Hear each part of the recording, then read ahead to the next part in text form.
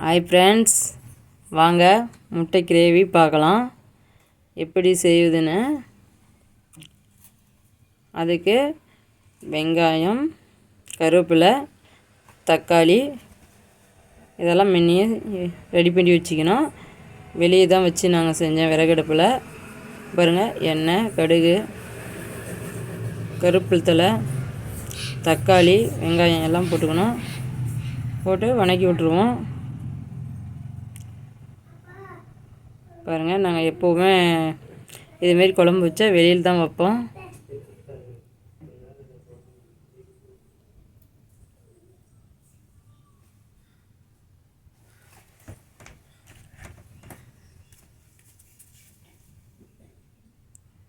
பாருங்கள், எண்ணெய் கடுகு போட்டாச்சு. அறுத்து வச்ச வெங்காயமும் தக்காளியும் கருவேப்பிலை தலையெல்லாம் இப்போ போடுறோம்.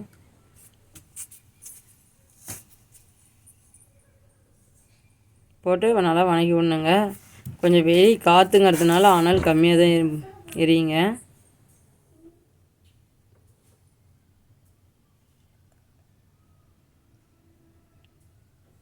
பாருங்க, போட்டாச்சு. அதை வதங்குங்க.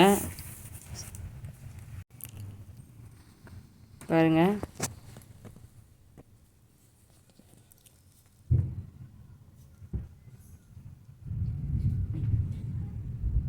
உப்புங்க, கொஞ்சம் உப்பு போட்டு கிண்டி விட்டா லேசாக வதக்குங்க.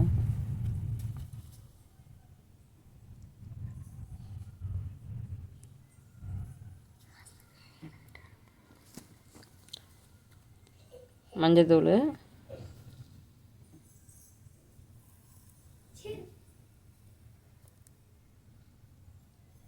போட்டு வதக்கிக்கணுங்க.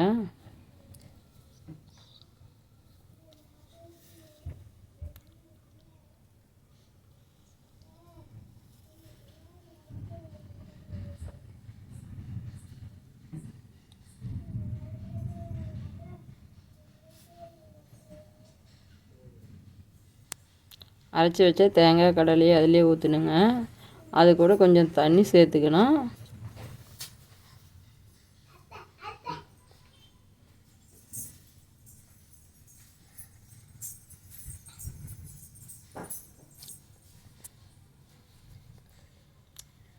வீட்டிலே அரைச்சி வச்ச மசால் தூளுங்க, கொஞ்சம்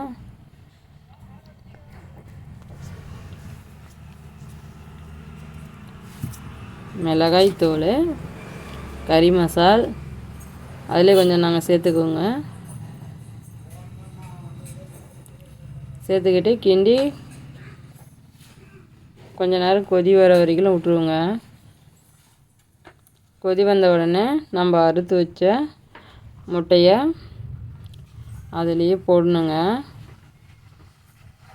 பாருங்கள், கொஞ்சம் இருட்டாயிடுச்சிங்க குழம்பு வைக்கும்போது, அதனால் கொஞ்சம் வெளிச்சம் கம்மியாக தாங்க தெரியும்.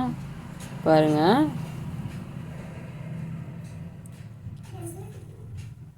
முட்டையெல்லாம் அதிலே எல்லாமே போட்டு ஒரு கொதி வந்த உடனே கருவேப்பிலை தழை போட்டு இறக்கி வச்சிடணுங்க.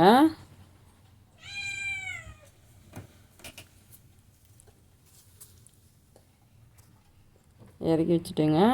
எங்களுக்கு 30,000 சப்ஸ்கிரைப் பண்ண அனைவருக்கும் மனமார்ந்த நன்றிங்க. பாருங்கள், முட்டை குழம்பு ரெடி ஆகிடுச்சு.